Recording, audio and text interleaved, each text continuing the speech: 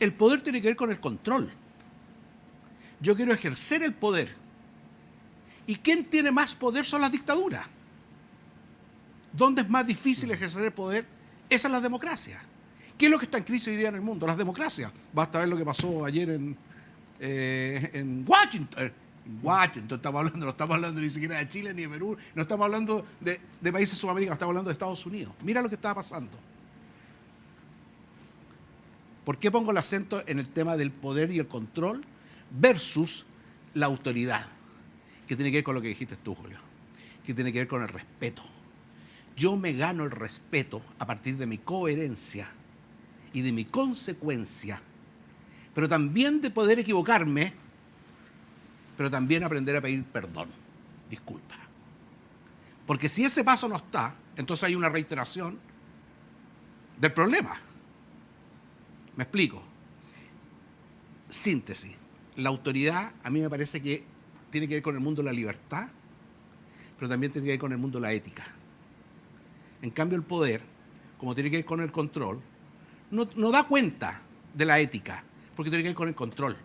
Yo puedo hacer como lo hicieron los romanos, como lo hicieron todos los que han tenido el poder, lo que se sigue haciendo actualmente, los que tienen el poder en todos los países del mundo, en todo, sobre todo donde hay dictadura, que la élite baila a un ritmo y fiestas que no comparte con el resto del pueblo, no lo comparten, de una inconsecuencia absoluta en nombre de una justicia, por ejemplo, en pérdida de una libertad, pareciera que son incompatibles, sin embargo son compatibles en la autoridad.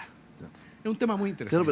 Claro, pero igual tú, o ejerciendo el poder para ejercer el control, o ejerciendo, ¿no es cierto?, el liderazgo, o una cierta autoridad, hoy día más que nunca la gente le pide consistencia y coherencia. Sí, claro. Porque no es lo mismo, ¿no es cierto?, lo que tú le vas a exigir a un senador de la República, a un DJ. Por supuesto. Si tú pillas a un DJ en una fiesta hoy día, ¿qué le vas a decir? Lo máximo que le podéis decir, pucha, ¿sabéis qué? Contrólate, amigo, pucha, ¿sabéis qué? Toma conciencia de esto, todo. Pero si tú pilláis a una autoridad de salud en una fiesta inconcebible, por supuesto. Entonces, estamos hablando también de las consistencias, ¿no? De asumir los liderazgos, no solamente en la palabra, sino que en la acción. Porque eso es lo que está en crisis hoy día, ¿no? Lo que está en crisis hoy día es... Porque además, la misma tecnología hace que cada persona se invente un personaje, po. Sí. Entonces resulta que estamos hablando de la autoridad de la élite, pero cada persona tiene gente muy común y corriente, ¿no es cierto?, normales, amigos de uno, tú te das cuenta que él también tiene su propio personaje y que él también está inventando y que él también está siendo inconsistente. Entonces, esta cuestión parte allá arriba y termina acá abajo, al lado, más allá, y cada uno tiene su fantasma en el closet, digamos, ¿no? Es cierto. Ahora, un poco partiendo de lo macro a lo micro, Mauricio planteó de los antiguos, los griegos. Los griegos tenían en la República, Platón hablaba de un mito fundacional, que era una mentirita que se iba a contar a los atenienses para contarles cómo ellos vinieron al mundo y cuál era su rol. Que era una mentira que obviamente ellos iban a hacer en el fondo un bypass para que la gente pudiera creer algo que le convenía al poder.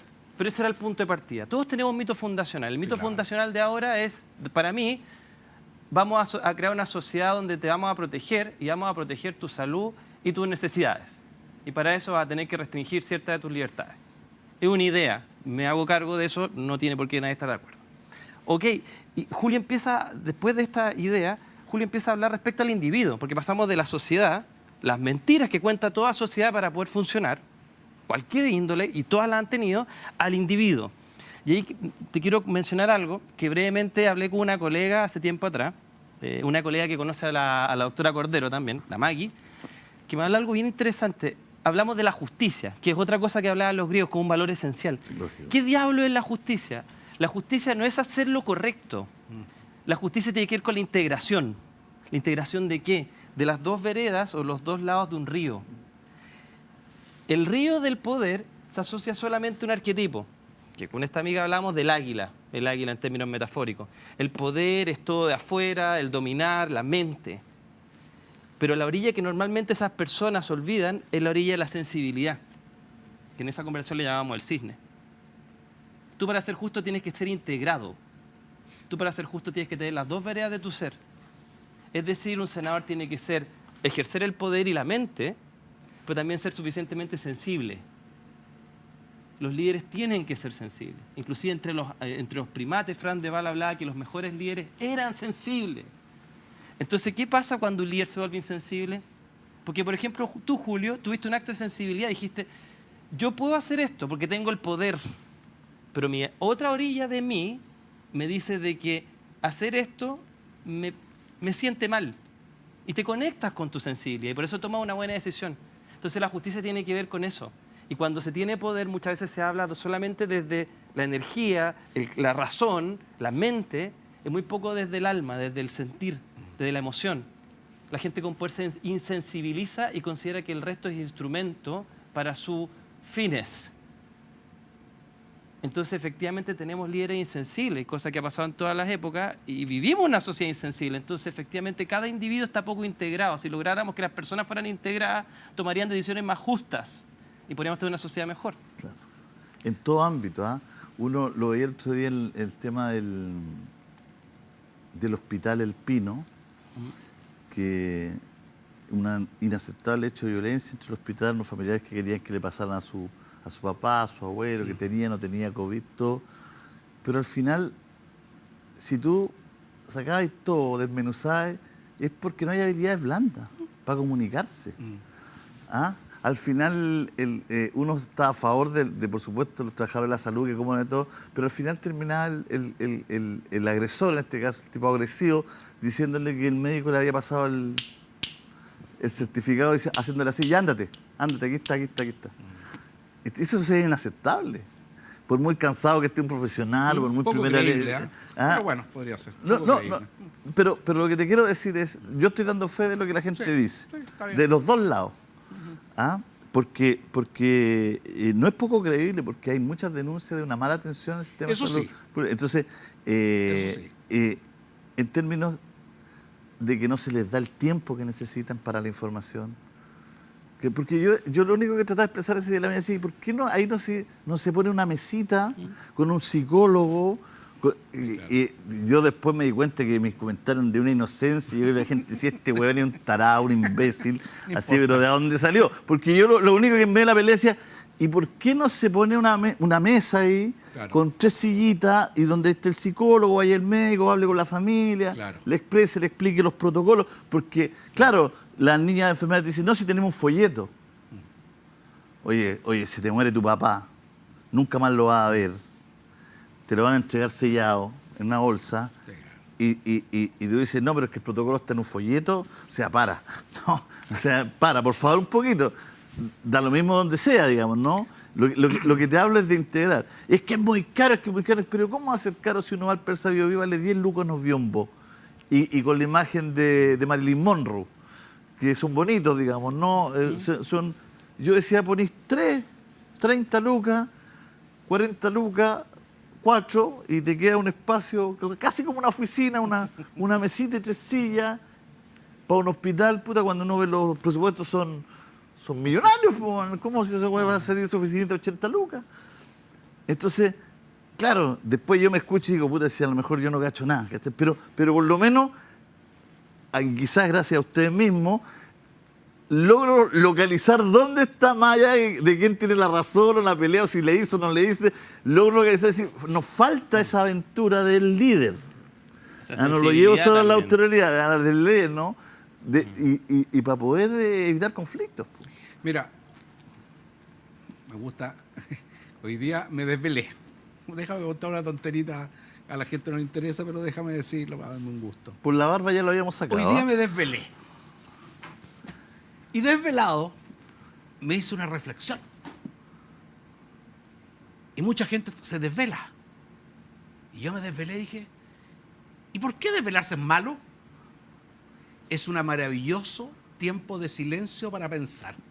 Y me puse a pensar 25 estupideces y tal vez una cosa que me pareció interesante. Dentro de las 25 estupideces, o la interesante, no sé, me puse a pensar en este programa. Sabía que teníamos que venir, me puse a pensar y dije, este programa es muy parecido al fútbol, dije yo. Julito es el capitán del equipo. Juega el otro capitán, que es nuestro director, que está arriba, y empieza a tocar la pelota. Sergio. Sergio me tira la pelota. Yo le tiro a Julio César y empezamos a jugar. Entonces me puse a pensar, ¿y cuál es el gol? ¿Cuál es el gol? Si esto es fútbol. Mirá la reflexión, desvelado, 4:30 de la mañana. ¿Y cuál es el gol? Dije yo. Si usted es de Colo Colo, no va a haber nunca gol. Ah, ya. Entonces, pues, Lo descubrí. El gol, el equipo contrario, es la arrogancia, la soberbia, la ignorancia, la prepotencia.